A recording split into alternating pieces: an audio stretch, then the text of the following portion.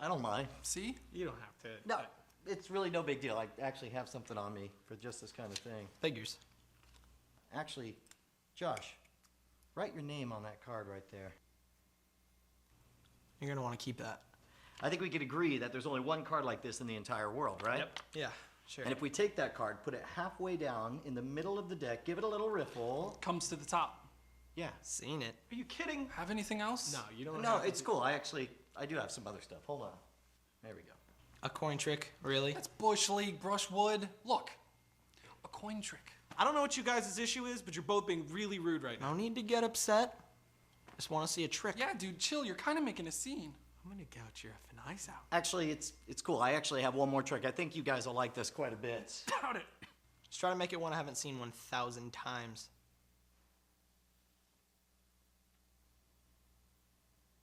Brian?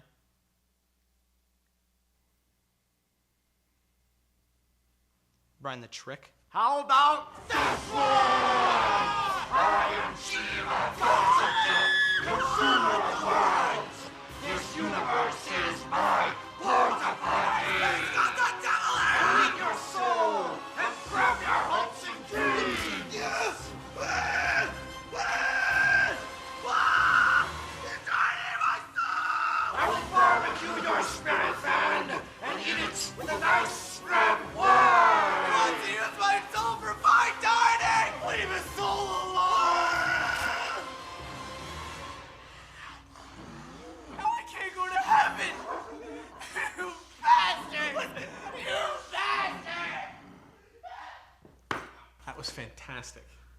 Oh, do you have the money? Right. Oh, it's all there. All right. So how'd you do that anyway? Oh, I, have a demon inside me. Move! I got a drink too. What Yeah, no, I would like a tasty, it's hotter than hell. All right, you guys ready to get this thing started?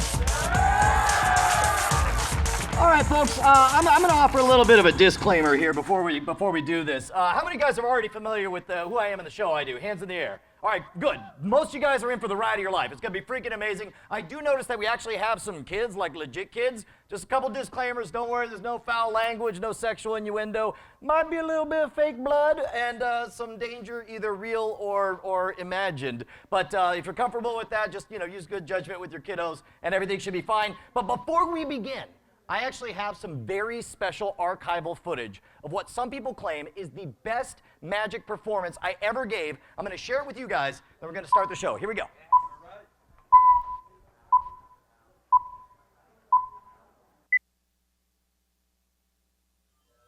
Yeah, the Great Magician Show with Brian as the magician.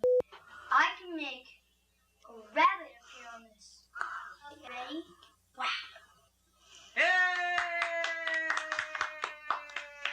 My goodness. Is this card? No. No. Something went wrong. Everything's going wrong.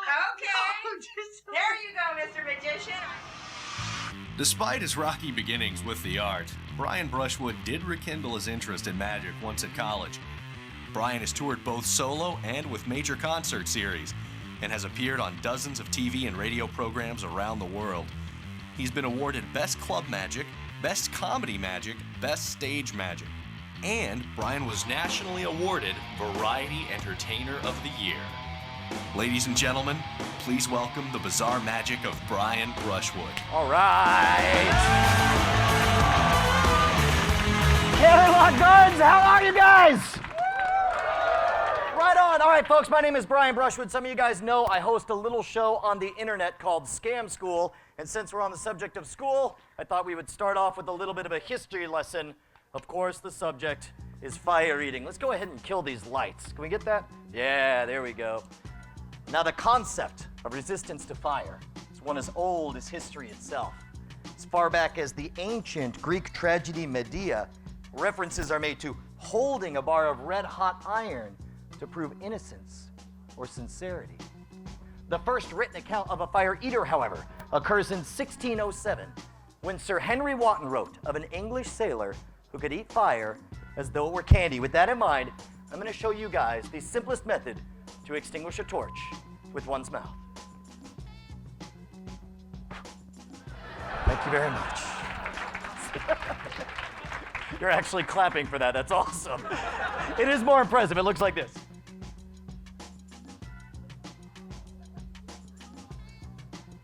There we go.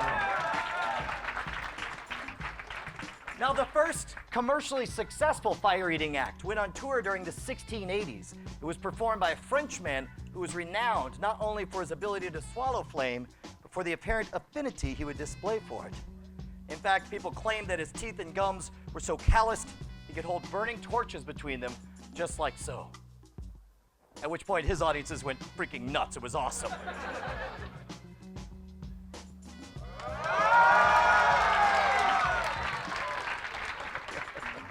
Much better. By the 1800s, we come to a time that some people call the golden age of fire eaters. This is a time when performers shifted the focus of fire eating away from the tolerance of the heat and the flame, and instead they moved it towards the artistry and the skill, or lack thereof, the artistry and the skill with which they manipulated them.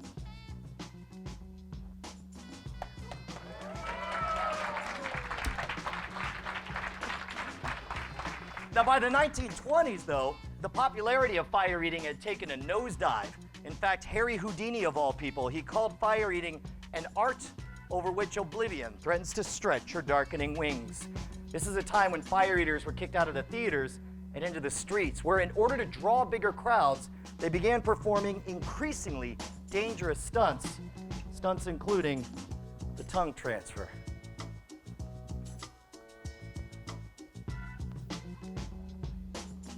Or perhaps eating twice the flame at once.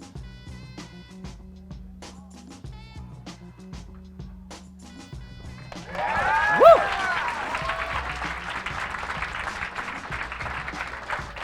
And now, I'm going to conclude this demonstration by showing you guys the single most difficult and dangerous fire-eating stunt. This one's called the human candle.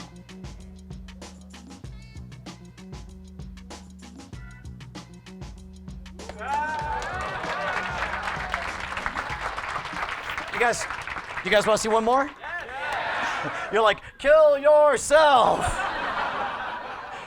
A while ago, I wrote a book on fire eating, and when I did, I discovered this combination of feats. It's become my favorite thing to show people. Check this out.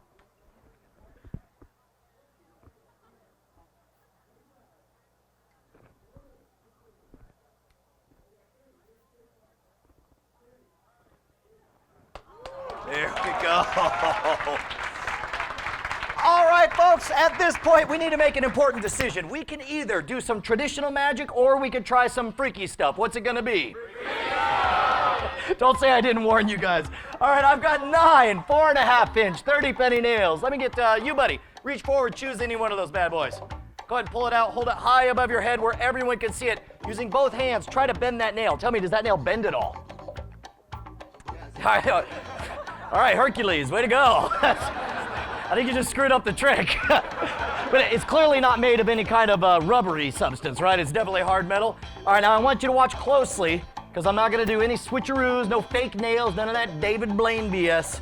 Boy, that is bent. I'm going to show you guys a feat that dates back almost 100 years that was originally called the human blockhead.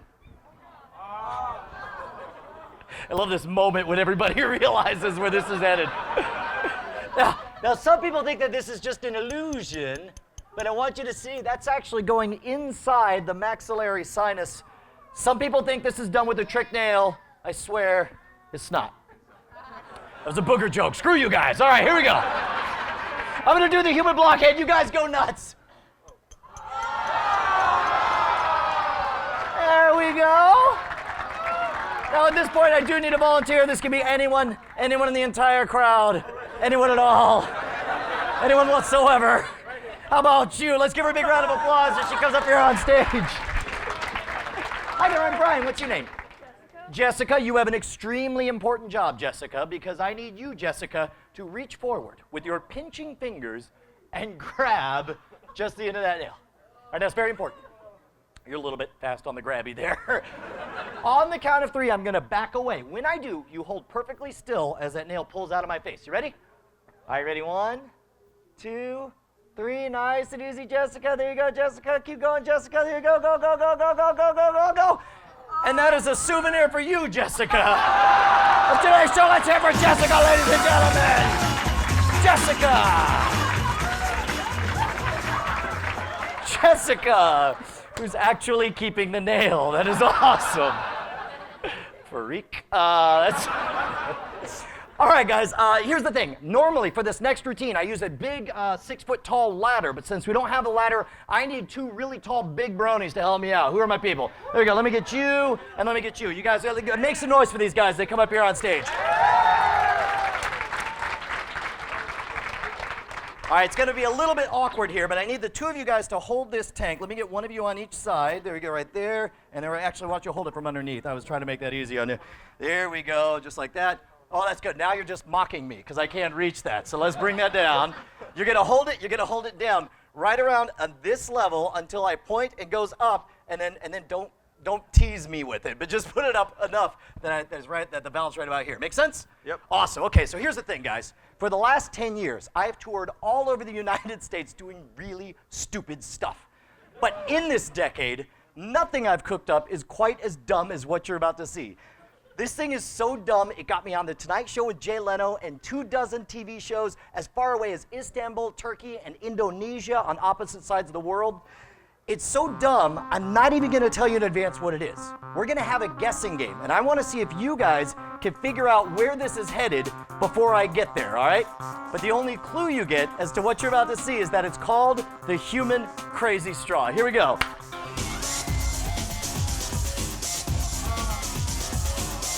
What? Ah, crap.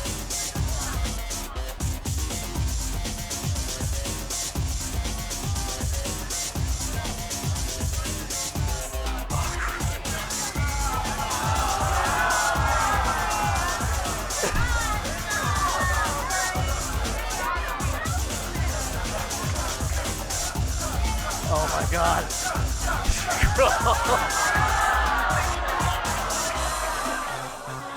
Oh, you can see the milk curdling, that smile.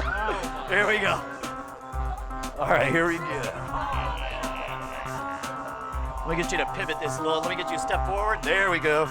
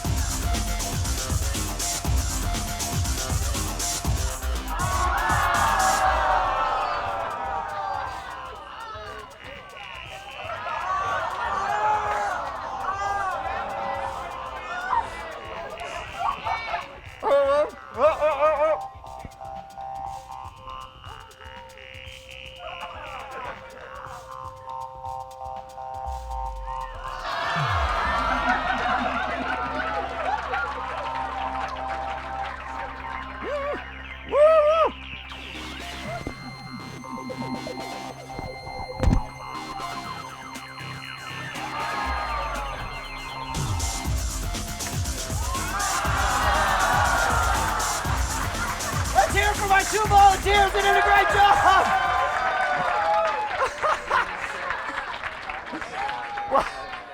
While we're at it, let's make some noise. Helping me on stage, this is John Tilton. Show him some love, guys. I always try to get a round of applause for John because he's the poor soul who has to clean that crap up. Hey, I got a question. Who here likes to win free stuff? We're gonna give away some t-shirts, some books, some DVDs. Here, we're gonna start. Let me get an email list started right here. One right over here, you guys. And I'll tell you what, hey guys, do me a favor. Take this about 8 rows back and start another one over there. Awesome. Oh, right on. Okay, we can take care of that. All right, so here's the thing. Ever since I was a kid, I wanted to do weird, bizarre, freaky magic, right? But when I was a kid, I didn't have any money, so I had to buy stuff at garage sales which meant a lot of secondhand busted junk. One day, though, I found the best trick ever. The trick was so freaking old that the instructions for it actually came in film strip format. Now, we're all too young to remember film strips, but back in the 1950s, they had these 35mm strips of film that you had to advance by hand while it synchronized up with a record player. So I had my brother run the film strip projector, and I'm gonna recreate for you guys what it looked like when I was a kid trying to learn my first bizarre magic trick while I was performing it. So just pretend I'm a kid. Here we go.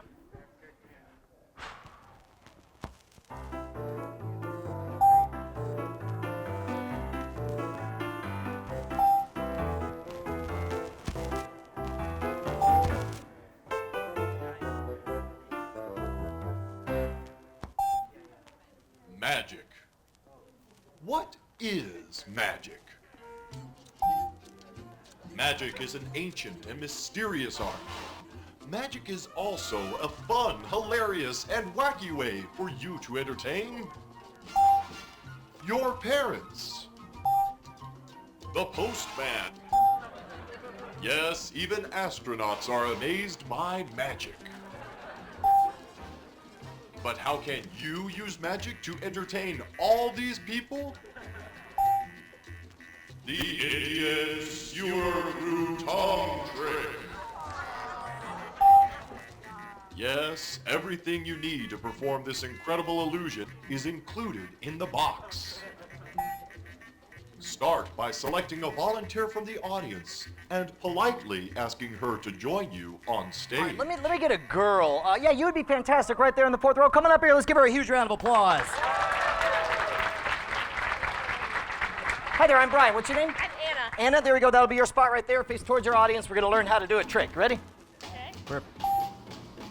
Prove to her that yours is a normal tongue by having her carefully inspect it.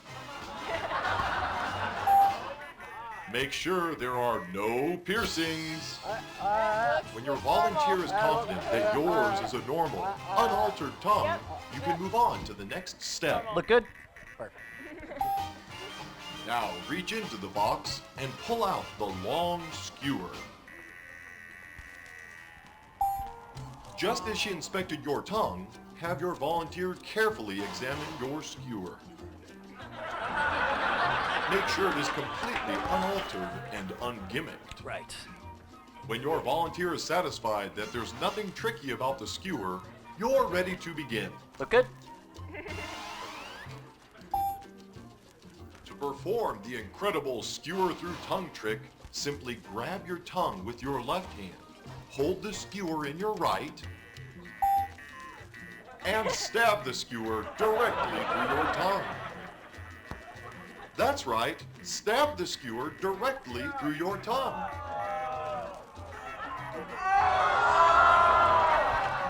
At this point, your audience should be very amazed and offer you an enthusiastic ooh. But what the audience didn't see is that you never really stabbed the skewer through your tongue at all. You really switched the original skewer for the gimmicked one in the box. Aren't you clever? If by mistake you forgot to perform the switch and instead stabbed yourself with the original skewer, don't panic. Simply reach into the box and pull out the pair of emergency shears designed for just such an occasion. Take those emergency shears, hold them up to the problem area, and simply cut it off. That's right, cut it off.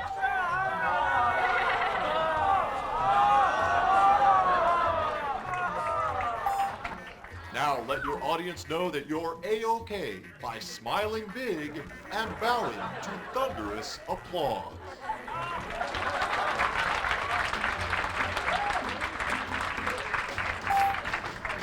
Now you couldn't have performed this illusion by yourself, so thank your volunteer by giving her the skewer.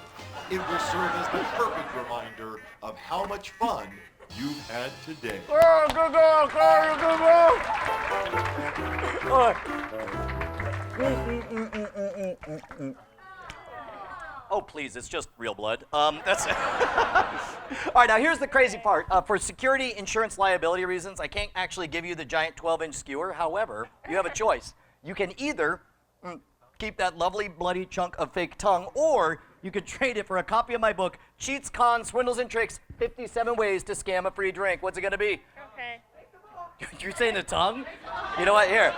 You get the tongue and the book. Let's give her a big round of applause. Thank you so much, you did great.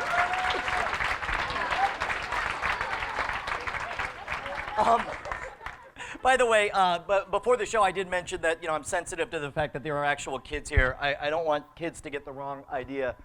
Kids, if you go home and you cut off your tongue, it really does grow back instantly. It is awesome. Try it. Lawsuits, okay?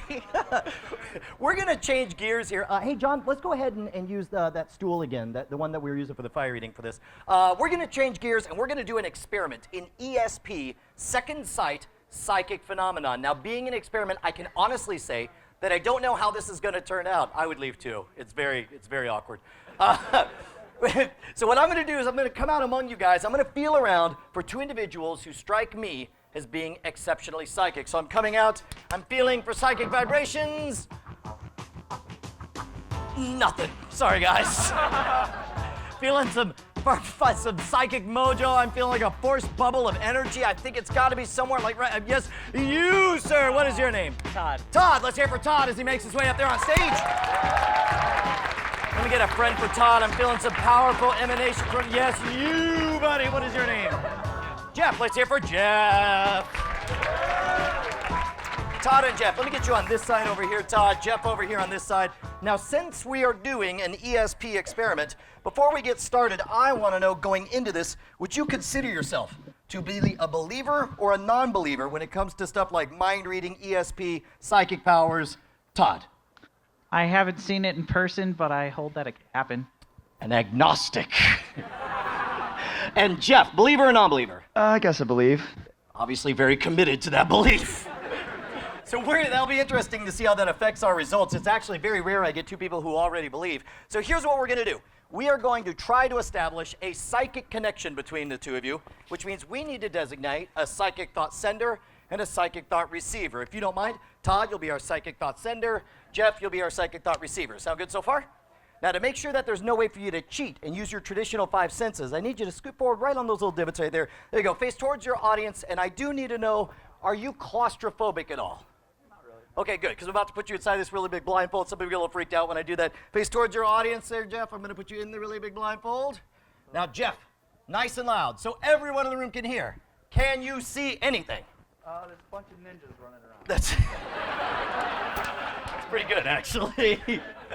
Now, here's the problem, Jeff, is that if I were actually doing an ESP experiment, some of the skeptics out there might think that's some kind of tricky blindfold that you could see right through. So to satisfy those skeptics and make sure you're completely cut off from the outside world, we're going to cut you off and place you in what scientists call an isolation booth. All right? Now, don't worry. Nothing hurts. We're just going to cut you off. There we go. Now, Jeff, while you're in the isolation booth, it's very important that you do not speak, but you can nod your head yes or no. You understand? Yeah. Okay. Apparently not. You can't talk, but you can nod. Get it? There we go. Now, in just a moment, you should receive some kind of psychic image. Until then, don't worry about what I'm saying over here to Todd. You just wait to receive your psychic image. Now, Todd, in just a moment, you're going to project a psychic picture across the stage through that isolation booth and into Jeff's mind. But if you were to go with whatever image popped into your mind first up here on stage, you would have what scientists call a psychological predisposition to choose common objects like a house, a stick figure, a smiley face, that kind of thing. To help you come up with a unique image that nobody could have predicted, I've written upon these cards some general themes that you're going to use as inspiration when selecting your psychic image. Make sense? So I want you to reach forward with your right hand, extend one finger, touch the back of any one card. I'll put that one on top. Now keep in mind, any one of these folks in the audience could be a spy working for Jeff. So make sure you're the only one who reads the card. Don't let me see it. Don't let them see it. Once you've read it, put it right back where you found it. Then when you read that card, did a picture pop into your mind? Whatever that image is, I want you to draw a simple version of it using this magic marker on this piece of foam board. I'll bring it over to you. We'll turn it around so the audience can't see. How about right about here? I want you to draw nice and big, take up that entire page, and project that image in to Jeff's mind.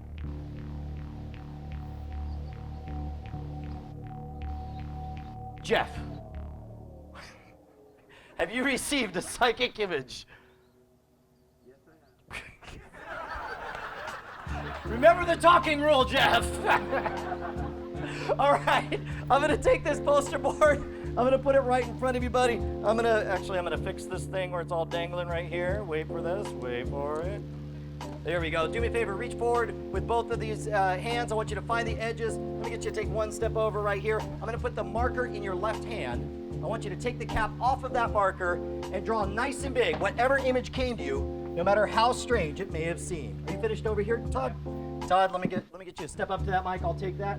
Whatever you do, buddy, don't stop projecting that psychic image that Jeff is gonna start drawing any second now. It's obviously a very detailed psychic image. How's it going, Michelangelo? You done? Oh, how cute. He's trying to recap. There we go. That's...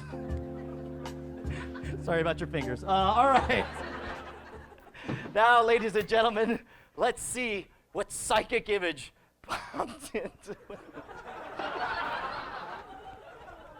Let's see what psychic image popped in to Jeff's mind.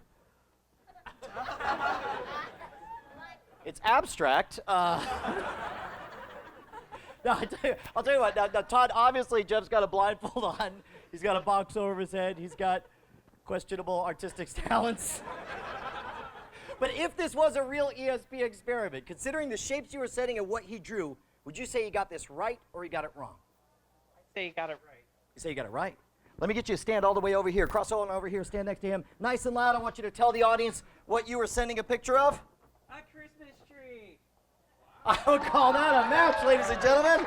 Let's have a huge round of applause for my two psychics. You guys did a fantastic job. Let me get you out of there, buddy. By the way, you did so well. This is your very own isolation booth, where whenever you want to get away from it all, hop inside there. So let me ask you guys. I like checking the pulse of the audience. Make some noise if you personally believe in stuff like ESP and psychic phenomenon. Make some noise. All right. Make some noise if you don't believe in ESP. Now fight. I got to admit, I'm actually you guys are actually fighting. That's awesome. It's like a skeptic mosh pit over in there. I got to admit, I'm actually more the skeptic lot here. And by the way, if this looks awkward, I'm going to actually, because I'm short and you guys can't see anything in the back, normally I do this at a table, but none of you would be able to see it. So now I'm going to stand up here. But here's the thing. When I was a kid, I wanted nothing more in the entire world than to believe that not only was ESP real, but that I had it. So I would make up all these tests to see if I had ESP. You know, the kind of thing like you're sitting at the kitchen table trying to guess the next card in a deck of playing cards, that kind of thing. And in the middle of doing all these tests, I had this experience I want to recreate for you. This experience did not convince me that ESP was real, but it did convince me that sometimes you just get lucky. Let me show you what I'm talking about here.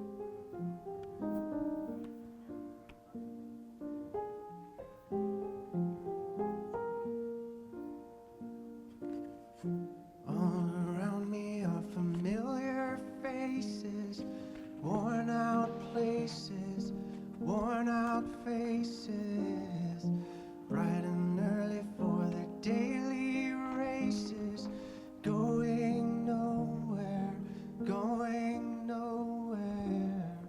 Hide my head, I wanna drown my sorrow. No tomorrow, no tomorrow. And I find it kind of funny, find it kind of sad. The dreams in which I'm dying are the best I've ever had. I find it hard to tell you, I find it hard to take. When people run in circles, it's a very, very mad world. Mad world. Children waiting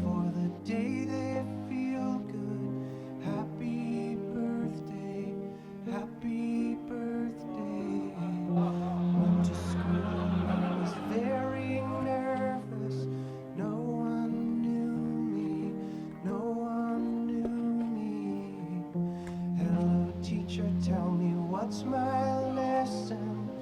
Look right through me. Look right through me. And I find it kind of funny. I find it kind of sad. The dreams in which I'm dying are the best I've ever had. I find it hard to tell you. I find it hard to take. People run in circles. It's a very, very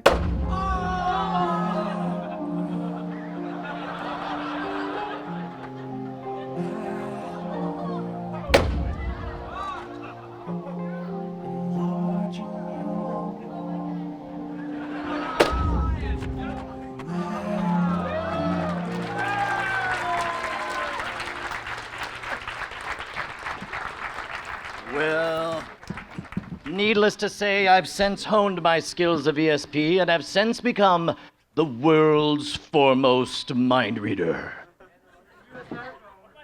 Screw you.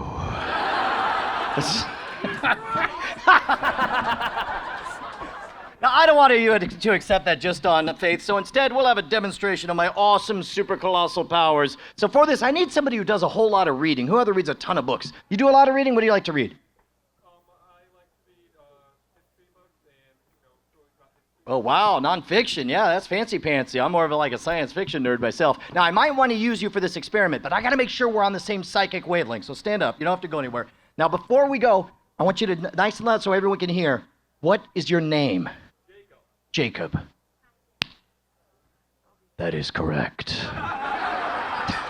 Jacob, even the most conservative estimates say there are 500,000 words in the English language. If you were to think of any word and I correctly predicted that exact word, we'd have something just short of a miracle on our hands, wouldn't we, Jacob?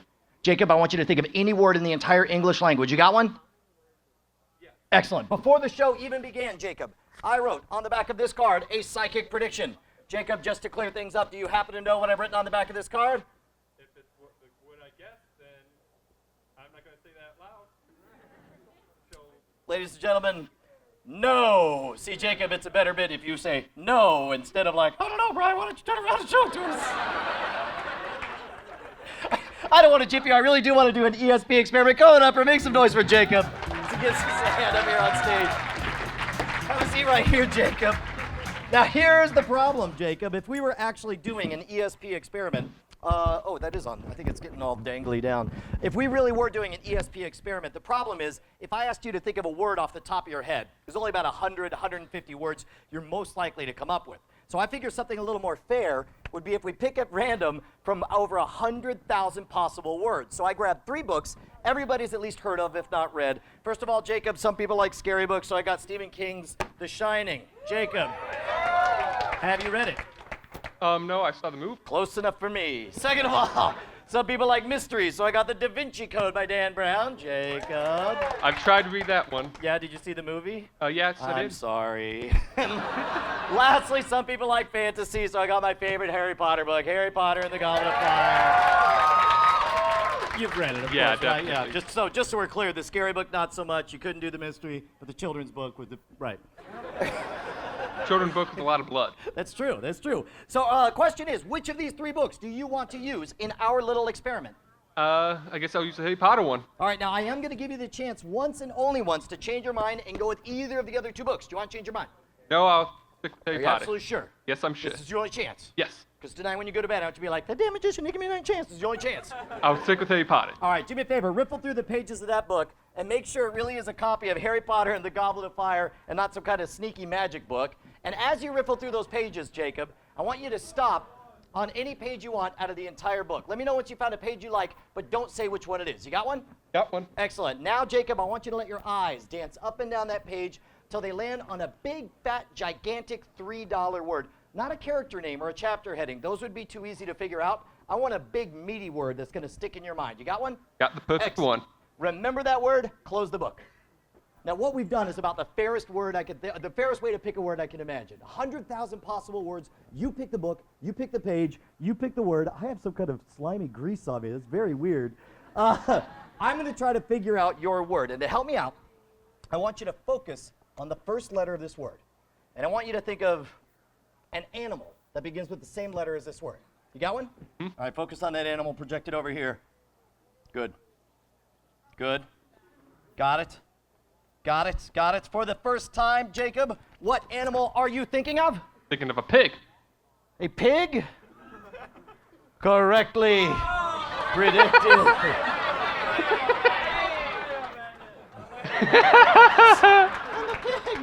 Pretty straight tail for a pig.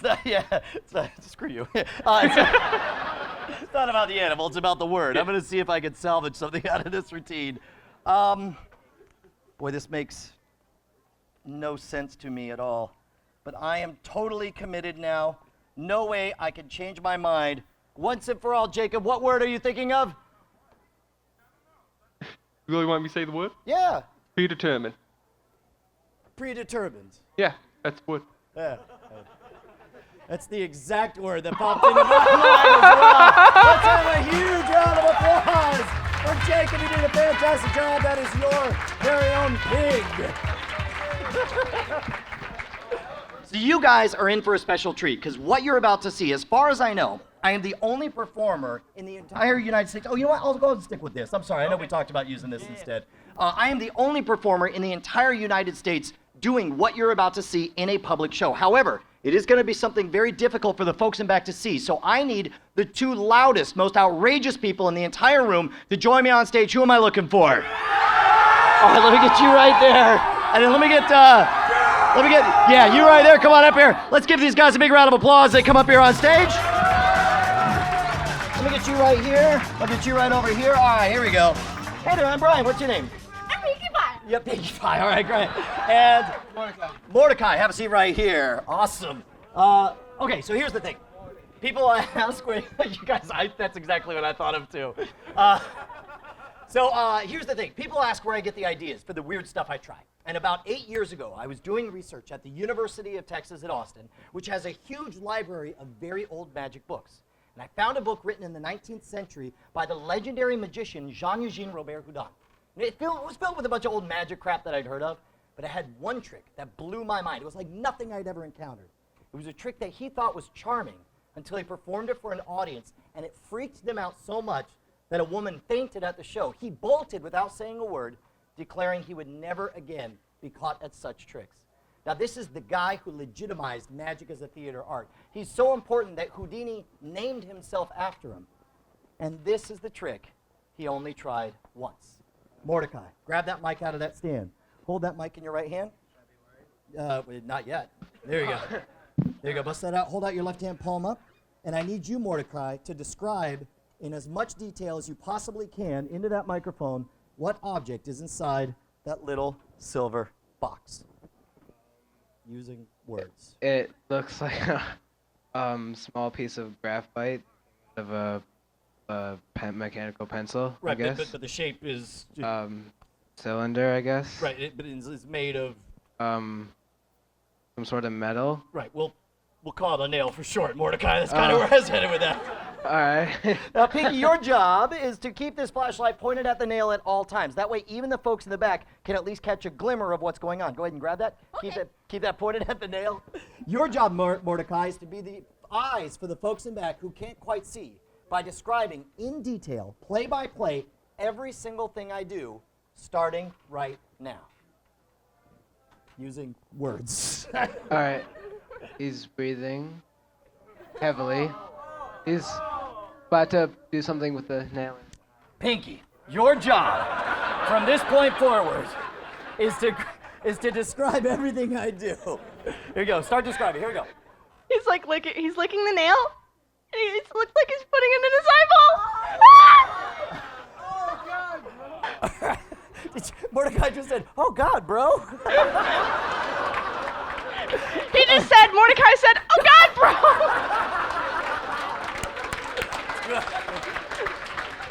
All right, keep going. And he's like patting his eyeball. Oh my God, he's like rubbing it around or something. And I don't know what he's doing. I can't see. What's going? He's taking the cup and he's taking it out of his other eye. Oh my God! There we go. I don't know if that was super gross or super cool. I'm kind of scared. I'll tell you what, that was pretty good, but let's see if we can take that one step farther. You're doing a great job. Keep describing. Here we go. He's like licking it again. Again with the licking, yes. That's good. He enjoys licking this nail. He's putting it under his other bottom eyelid.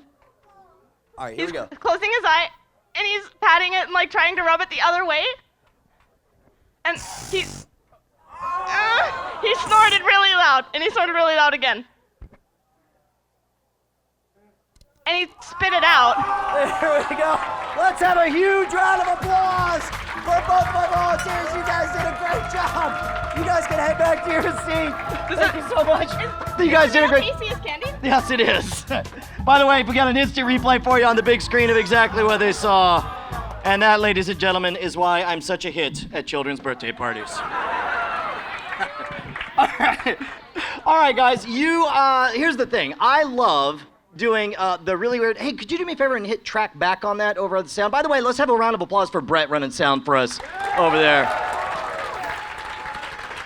Actually, just hit one of those two black buttons on the. There's like a gizmo there. I guess Brett wasn't running sound. We just clapped for no one. Yeah, just one of them, or both. Press both. See what happens. There we go. Yeah, that works. All right. So here's the thing. I don't get. Doing what I do, right? You don't get a lot of calls for kids' birthday parties, but I always wonder what it would look like if I were to actually do one. And so I wrote this new routine I'm gonna try. Boy, that is snagged as hell on there. There we go. I wrote this new routine I'm gonna try on you guys.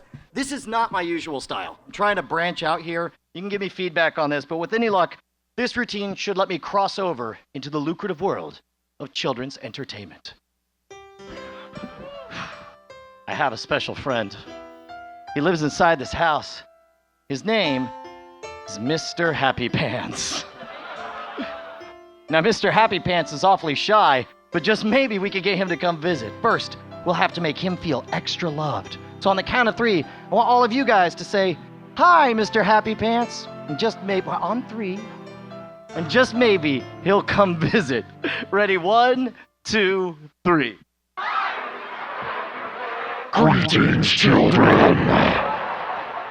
For 4,000 years I've roamed the depths of hell. You shall know the name of fear, and that name shall be Mr. Happy Pants.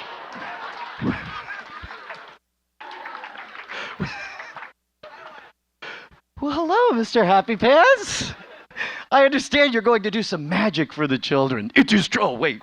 Don't.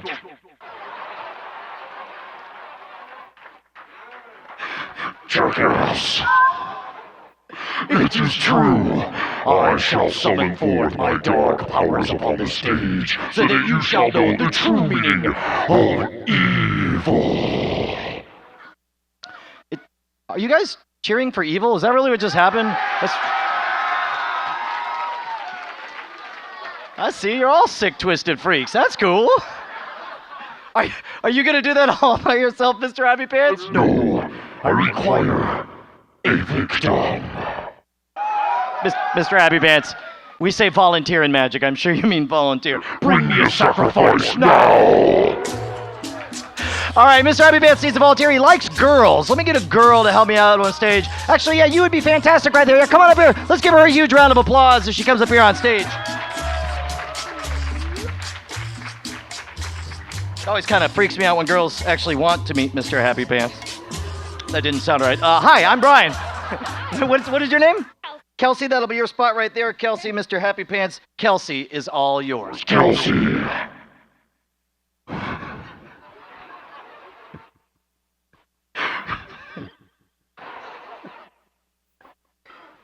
Look into the eyes of Mr. Happy Pants. You are powerless to resist the will of Mr. Happy Pants. Stop laughing at Mr. Happy Pants. Now, Kelsey, reach forward and touch the manly chest of Mr. Happy Pants. Boom! No, I'm sorry. Just feel his chest. Make sure there's no tricky apparatus on there. It's not exactly his chest you're going for there. That's. Well, I'm sure he appreciates it. He's Mr. Very Happy Pants. Just feel it's my hand inside the puppet, right? It's not like a fake rubber hand. Everything's completely the way it should be. Silence! Now, Kelsey, reach into the box and remove the object from within. Yep, there's an object. Just pull it out there. There we go. Good job there, Kelsey. Let me grab that there. Now, Mr. Happy Pants needs you, Kelsey, to reach forward and point to the center of Mr. Happy Pants' chest, a place you could definitely feel flesh. All right, I'm going to mark that spot right there. I want you to feel above, below, and all the way around that spot. Make sure you feel the flesh of my palm all the way around. Check the back as well. Everything checks out. Thanks for pushing my hand into the needle. That was awesome. All right, now, Mr. Happy Pants, it's time for your big children's magic debut. Now, foolish mortals, you shall observe the incredible power of Mr. Happy Pants. Feel the chest of Happy Pants. Do you feel flesh? Excellent. Now, Kelsey, raise your hands above your head. All you in the audience, raise your hands above your head. All the way up, and bow to Mr. Happy Pants. All right, that's enough. Let's have a huge round of applause for Kelsey and Mr. Happy Pants. Hold on there, Kelsey. Don't go away. You actually did such an amazing job. I have a very special gift for you. You did so well that you get the very rare, very limited edition, very much sought after I Love Mr. Happy Pants t-shirt for joining us on stage. Let's hear it for Let's hear it for Kelsey, everyone. She did a great job. By the way, people ask where I got the idea for Mr. Happy Pants, and at first, I just had this vague notion of an evil puppet doing a kid's birthday party, which I thought was hilarious because I'm a jackass. And so I bought the puppet and the distortion box, and I would make stuff up improv for all my friends, and they thought it was hilarious because they were drunk. But this is a totally true story. The first time I ever performed it for a real audience was at a magic contest. I don't know if you know this, but magicians have these giant conventions where thousands of them all try to out-wizard each other. It's sad. So I entered it in the comedy category, and I don't know what got into me, but I get on stage and I look out, and there's 800 magicians, and I swear they all look exactly the same. They're all exactly 62 years old. They're all out of shape. They're sporting the exact same creepy molestache. And before I could think about what I'm saying, Mr. Happy Pants, he goes, I require a virgin.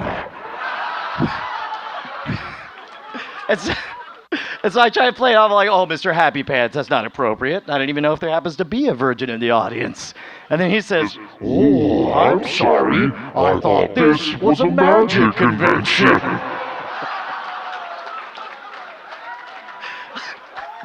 I didn't win. Oh, and by the way, for those of you guys wondering, is this back on? Let me get this. Check. I don't know if I turned this off or not. Wait, there you go. Yeah, for those of you guys wondering, we are going to be giving away I Love Mr. Happy Pants t-shirts at the end of the show. We got small all the way up through 6XL in case you need a bed sheet. But whatever size you are, we have a shirt for you. Now, here's the thing. If you don't win one, we have them available for $15. I don't make a lot of money on them that way because you go to concerts, they're like $80 or something stupid. But I just think it's genuinely hilarious that people are wearing shirts that say, I Love Mr. Happy Pants. But I've noticed that some of the dudes out there don't really dig on the hearts and flowers. So if you're one of those guys, we have a more kick-ass Mr. Happy Pants is watching you design as well.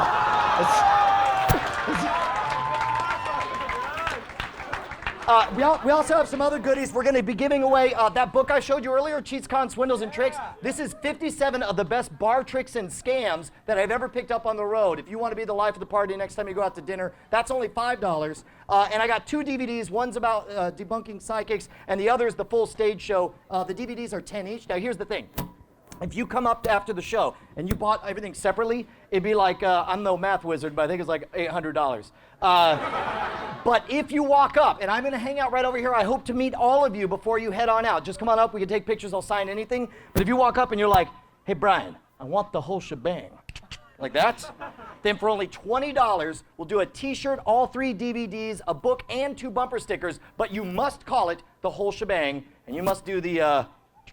like that. Otherwise, it's $800 freaking dollars.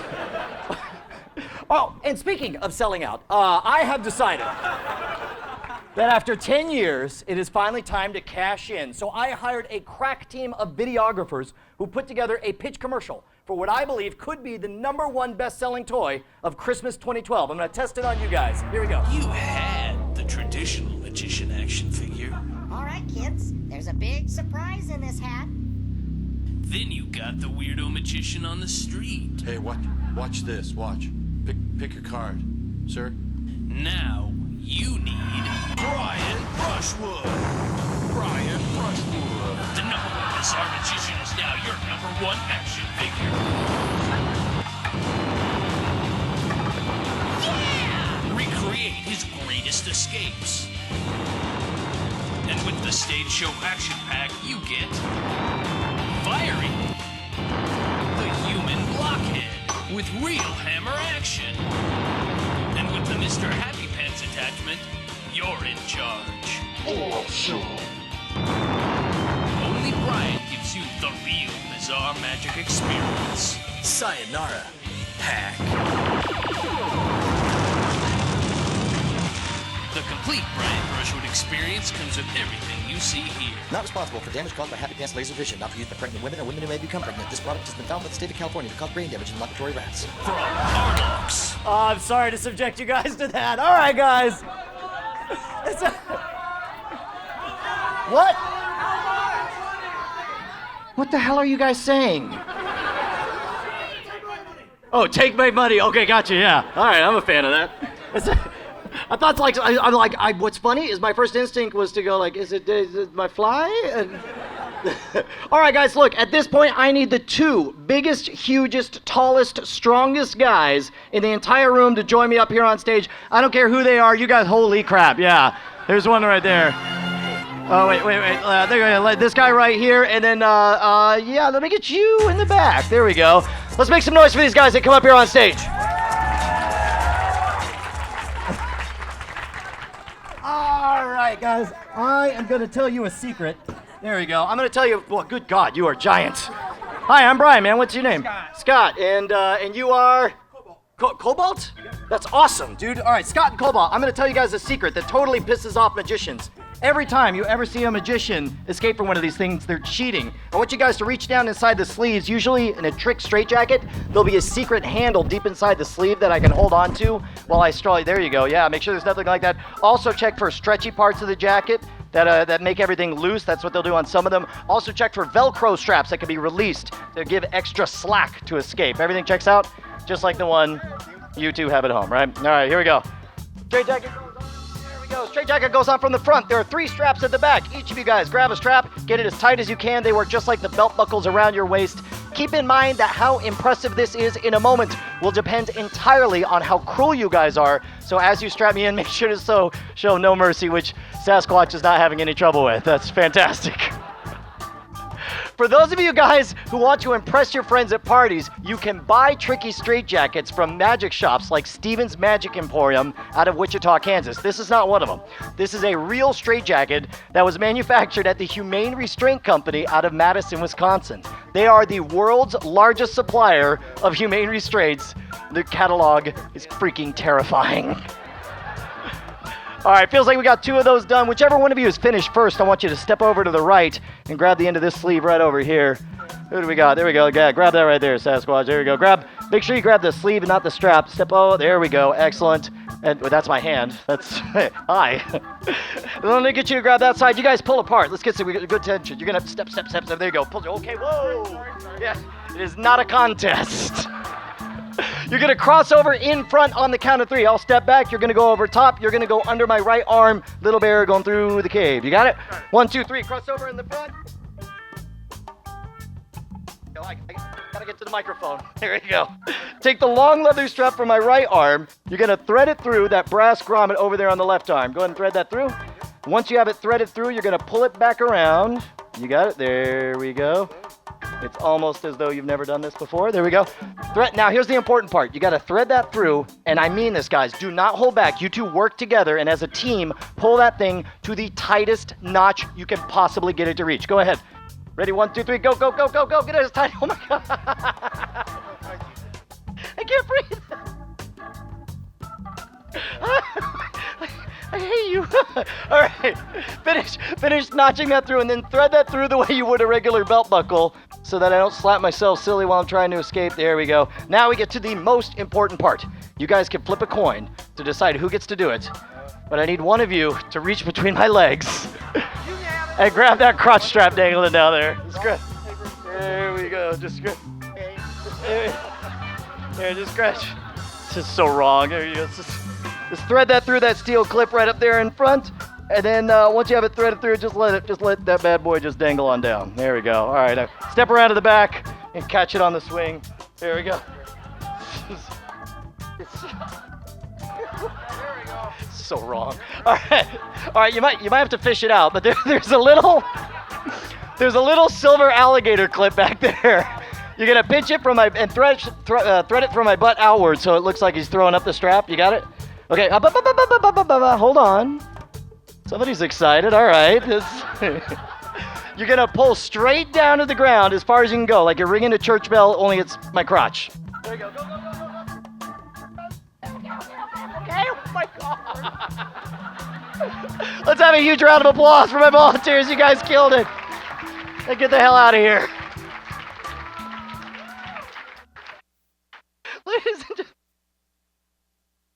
Feels like a thong. Look at that. I mean, I would imagine that's what a thong would feel like. All right, folks. This is a regulation asylum-issued straitjacket. They're outlawed in 26 of 50 states for being cruel and inhumane. Pretty sure we just found out why. At the turn of the century, Houdini set the standard for straitjacket escapes when he escaped from a real straitjacket in 2 minutes and 7 seconds. Tonight, I'm going to try to beat that record and escape in under a flat 2 minutes. If I fail to escape in time, I will refuse any payment or compensation for tonight's show, which obviously impresses none of you. However, hold on. Distracting because I usually hang on the other side. Sorry, that was too much. However, if I do manage to escape in under a flat 2 minutes, beating the record of Houdini, all I ask is that each of you leap to your feet, yelling and screaming, making more noise than you've ever made in your entire life, so that for one shining, glorious moment, I can bask in the completely fake standing ovation I've always dreamed of. Now, I can't see the clock while I escape, so it's up to you guys to shout out the time remaining every 10 seconds. When that clock shows 1 minute and 50 seconds, you will all say... Right. We'll settle on 150. I think that'll work better. When it says 140, you'll all shout! 140! Perfect. You guys ready? There's like 3 guys in front. Yes. Yes, we are. Are you ready, Brian? That's the... Let's try that again. Are you guys ready? Get set! Go!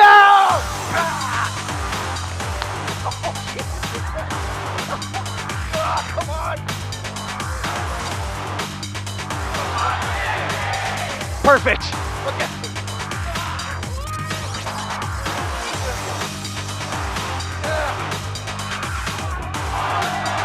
All right, thank you.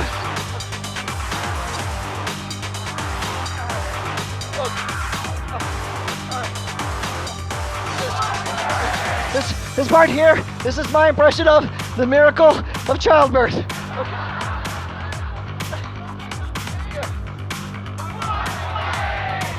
Go, baby, go. There we go. There we go.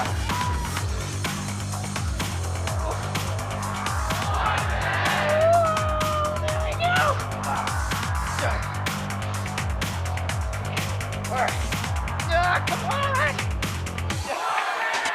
Crap. All right.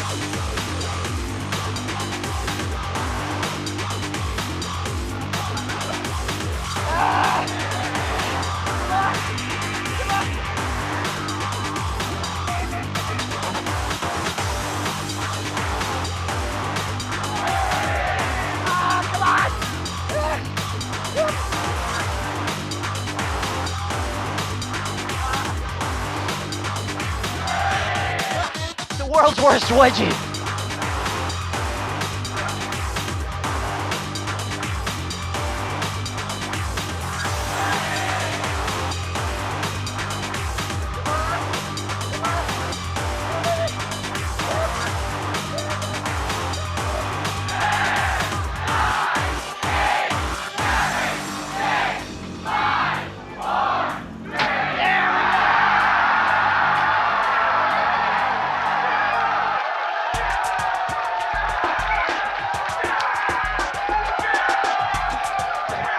All right, guys, who's ready to run some free stuff? Let's get those email lists on up there. Where are those? Oh, is this all of them? Right on. All right, hey, by the way, guys, yeah, if there's another email list, run them up right now. This is your last chance. I host a little show on the internet called Scam School. How many of you guys have heard of Scam School before? We're up to 250 episodes and climbing, and we just joined the Discovery family as well. We really only have 3 pages, dude. People are gonna be pissed. Is the email list out there? See if you can find it. Don't sign it. There's no time. Here we go. Hey, one more round of applause for the tech folks and John Tilton making things happen. All right, hustle up, hustle up. All right, here we go. First, for a copy of Cheats, Cons, Swindles, and Tricks, 57 Ways to Scam a Free Drink. John, run, run, run, run, run, run. Here, tear off the sheets and throw them in the mix. Don't worry about it. Make him do it. There. All right, pick a number between 1 and 7. 3 on page number 3. We have 30 names. Pick a number between 1 and 30. 28, 12, 30, 29, 28. From the bottom is Alex Bailey. Where's Alex Bailey? Alex Bailey, head on over there. We'll set you up with a book.